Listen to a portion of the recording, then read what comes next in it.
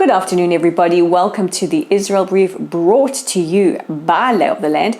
I'm Rolene Marks, your host, bringing you those top stories from Israel and the region every Monday to Thursday. And whether you are viewing this on Facebook or on YouTube, please share our content, subscribe to our channels. And I know many of you have expressed concern at the coverage of Israel in the mainstream media over the last couple of weeks. And this is where you can play a significant role in helping to get news from this side out to the world and dispel some of the misinformation that is out there. But without further ado, let's talk about those top stories making headlines, and we begin in Gaza.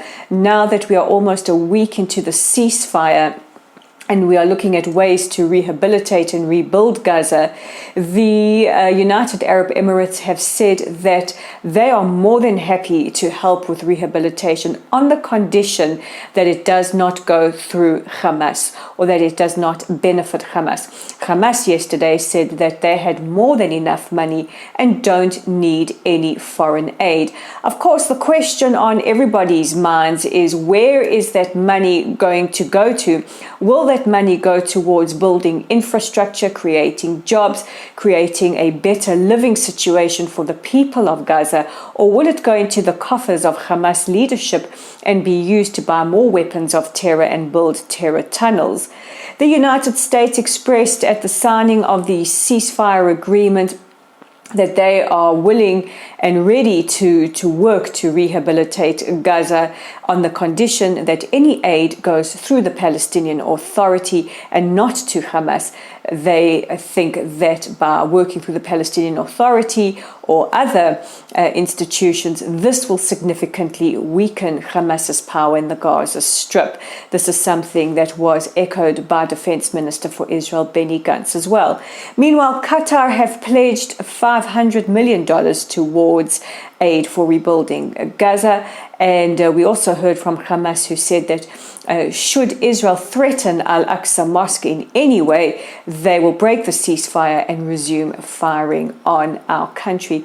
It must be noted that Israel protects the freedom of worship and religion of all of the three major religions and any other religion in this country. The Waqf, which is a Jordanian governing body, a religious body, they are responsible for maintaining or helping us to maintain the status quo on the Temple Mount. So not only does the freedom of expression or the freedom of worship be protected by Israel, but it is also instituted by the Islamic Waqf as well. In other news, Secretary of State Antony Blinken, in an interview with Israel's Channel 12, spoke about how, in his belief, Israel did as much as we possibly could to mitigate any civilian casualties in the Gaza Strip. He said that we took extraordinary lengths to ensure that no civilians were harmed during the military operation, although he lamented the loss of life on both sides, especially the children. In his interview, he went on to speak about how President Biden wants to return to the 2015 Iran nuclear deal on the proviso that Iran keeps with the parameters that are part of that deal. We know how that is going. But he also stressed that American support for Israel's security and for our right to defend ourselves is not negotiable. That is an absolute. And our final story is a lot more positive. It takes us to the United Arab Emirates, and it's business as usual between Israel and our new Emirati friends. And in a ceremony at a Holocaust memorial, which is the first of its kind in the UAE, our ambassador, the Ambassador Nae, sounded the alarm of how anti-Semitism could result in something very, very frightening, perhaps even resembling Kristallnacht, were his words. He also spoke about the operation and that nobody wants to see Hamas gaining power in the region. And we are appreciative of the UAE stating during Operation Guardians of the Wall that if Hamas did not stop firing their rockets into Israel, they would be withdrawing all funding for infrastructure projects that they had in the Strip. Meanwhile, it's business as usual, and business is taking place. Travel between the two countries has resumed. I know there was some news in the media that said that Saudi Arabia said no to us using their airspace to travel to the UAE. That was a momentary fault, had nothing to do with anything diplomatic at all. And travel has resumed using that Saudi airspace.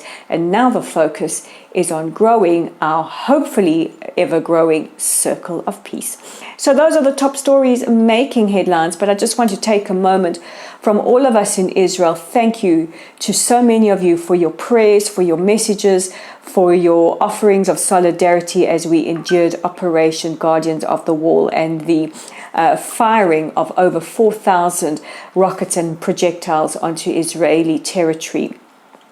We know that this has resulted in a massive, massive surge in anti-Semitism around the world that is resulting in acts of violence against Jews from London to Los Angeles to New York to Johannesburg, places in between. And we want to just let you know that we stand with you. We love you. We hear you. And as much as you were there for us, we are here for you. And we're going to get through this together as a global community. Now we are fast approaching the weekend, and that means it's time for Shabbat. And if you're looking for content for this weekend, don't forget to check out our Facebook page at Lottel's site. Like us, follow us, share our content. We're on YouTube at the Israel Brief. Please click on that red subscribe button. On Twitter at Lay of the Land with the digit 5. That's Lay of the Land with the digit 5.